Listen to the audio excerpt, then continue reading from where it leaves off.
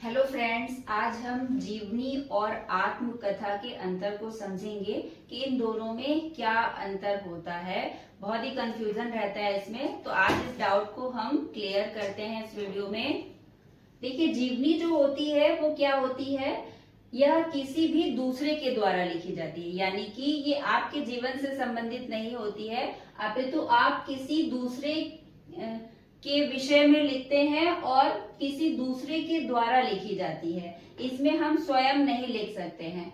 और जो भी जीवनी होती है वो हमारे जो भी महापुरुष हुए हैं उनके जीवन पर आधारित होती है। उनके जीवन की जो भी घटनाएं हैं उन सभी घटनाओं को हम जीवनी में लिखते हैं। वो उसमें जन्म से लेकर मृत्यु तक की जो भी घटनाएं उनके जीवन में घटित होती हैं उन सबका हम विस्तृत वर्णन करते हैं। जबकि आत्मकथा में क्या होता है, इसके विपरीत। आत्मकथा का मतलब आत्म मतलब अपने द्वारा, अपने बारे में, यानी यह स्वयं के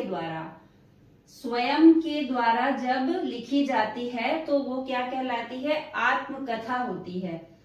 आत्मकथा में और क्या एक मेन चीज होती है, वो ये है कि आत्मकथा में जो लेखक होता है वो अपने जीवन की सारी बातों को लिखता है। जो भी उसके जीवन में घटनाएं घटित हैं उसको वो स्वयं लिखता है। और इसको थोड़ा सा इसमें काल्पनिक चीजों को भी वो ले सकता है, अपने कल्पना के द्वारा भी चीजों की रचना करके उसको उसमें शामिल कर सकता है।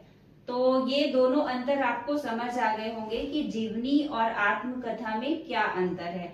दोनों ही बहुत ही साधारण शब्द हैं, परंतु इनका अंतर अलग अलग है।